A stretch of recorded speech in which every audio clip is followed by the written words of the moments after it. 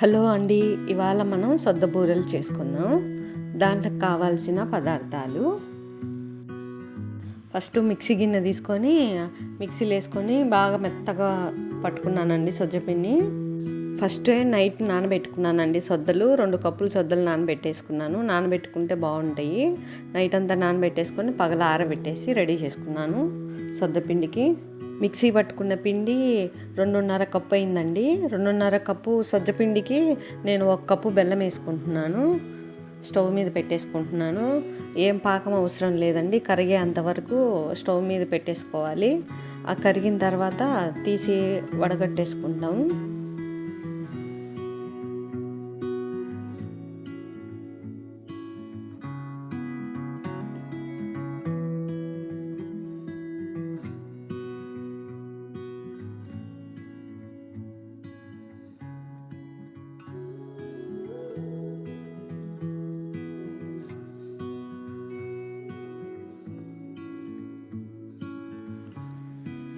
ఇదో అండి, ఇలా వడగట్టేసుకోవాలి. వడగట్టేసుకుంటే ఏమన్నా నలకలు మొలకలు ఏమన్నా ఉన్నాయనుకో అయిపోతాయి. ఇప్పుడు ఒక గిన్నె తీసుకున్నానండి. ఒక గిన్నె తీసుకొని 2.5 కప్పు సొజ్జపిండి వేసుకున్నాను. ఒక అరకప్పు ఎండి కొబ్బరి తురుముకున్నది వేసుకున్నానండి. 3 యాలకలు దంచుకునేది వేసేసుకున్నాను. వేసి బాగా కలిపేసుకున్నానండి.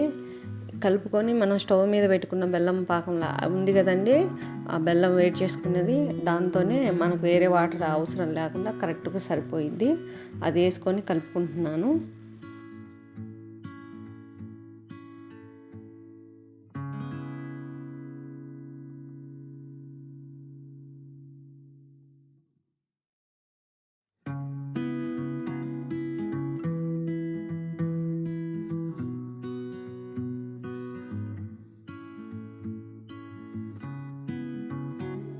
వాటర్ కరెక్ట్గా సరిపోయినాయండి. నాకు ముద్ద వచ్చేసింది.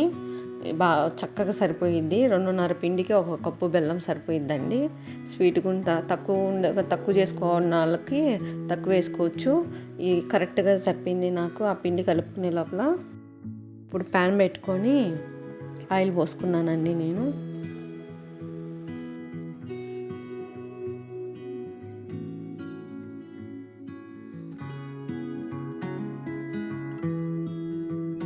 ఆయిల్ కాగే లోపల బటర్ పేపర్ తీసుకొని ఇంకా బూరెలు రెడీ చేసుకుంటున్నాను. చేత్తో నీట్గా రౌండ్గా చేసుకుంటున్నాను. అసలు చాలా బాగా కరెక్ట్గా పొంగుతాయండి సజ్జ బూరెలు.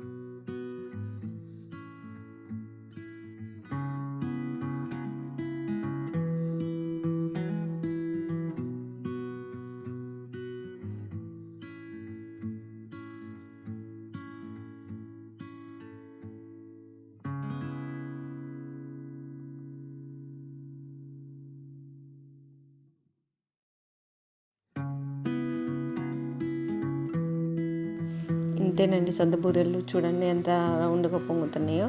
చాలా బాగా పొంగుతాయండి. 4ంటికి స్నాక్స్ లాగా తినచ్చు. వేసుకొని తింటే 1 గంట పట్టిద్ది మనకి. చాలా బాగున్నాయండి సొద్ద బూరెలు రెడీ.